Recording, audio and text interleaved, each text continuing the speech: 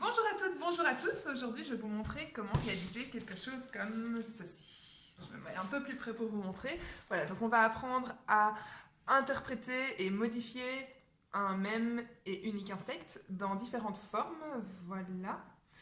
Cela s'appelle la tension par les bords. Et puis après, je vais un petit peu vous montrer comment donner du relief à tout ça et comment faire des valeurs différentes, allant du plus foncé au plus clair, des petits effets avec des points, des petits points partout. Au niveau du matériel, pas besoin de grand-chose, il vous faut simplement l'image d'un insecte, une feuille de brouillon, un crayon, une gomme, un papier cartonné, lisse de préférence, pas besoin de grains, des feutres ou un seul, ça suffit aussi, et alors du papier cuisson pour servir de calque. La tension par les bords, c'est quoi? C'est quand on a une forme et qu'on veut que notre sujet prenne cette forme. On va l'élargir, on va le modifier jusqu'à ce qu'il touche chacun des bords et qu'il ressemble de plus en plus à notre forme. Ici, je vais faire une interprétation de mon scarabée pour lui donner une forme rectangulaire. J'ai fait 2 fois le même rectangle pour vous montrer qu'en fonction des modifications que j'apporte, on peut avoir des résultats totalement différents. Pourtant, c'est le même insecte de base et la même forme finale. En rose, vous pouvez voir le thorax réalisé de 2 manières totalement différentes. Et puis là, en mauve, les pattes. Je tente l'expérience avec plusieurs formes jusqu'à trouver quelque chose qui me plaît.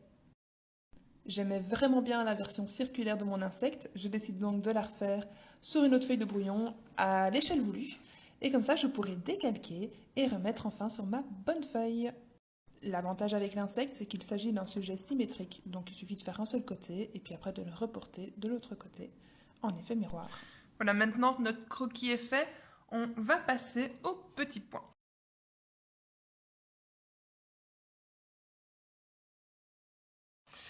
Je vais donc utiliser un feutre, voilà, moi c'est un 0.8.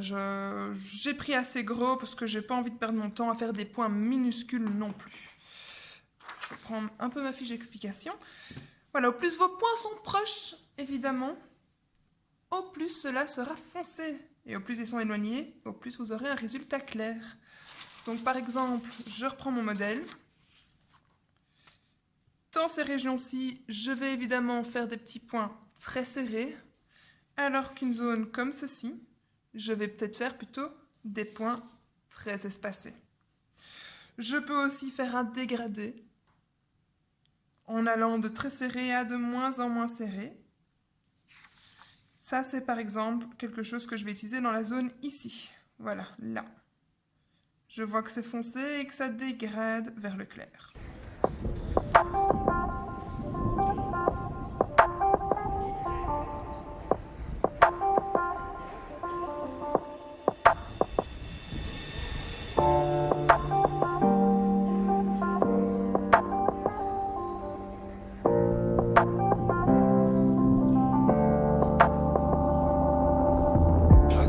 Feeling we are gonna win.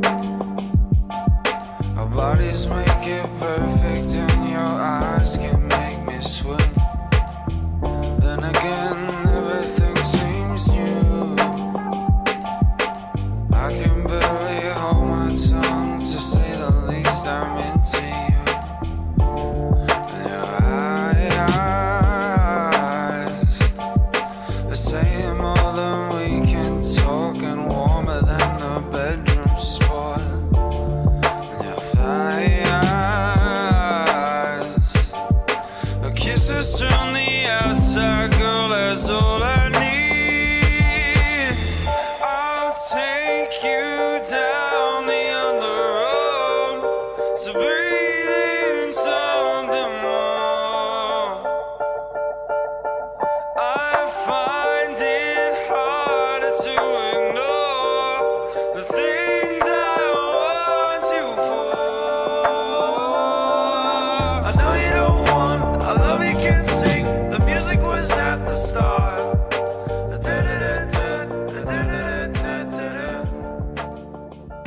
Voilà, vous savez à présent réaliser un insecte.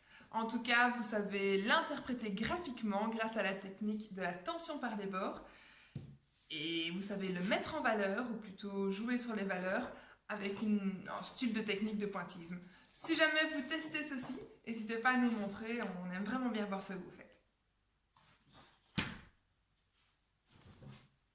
À une prochaine. I know you don't want, I love you can't sing. The music was at the start.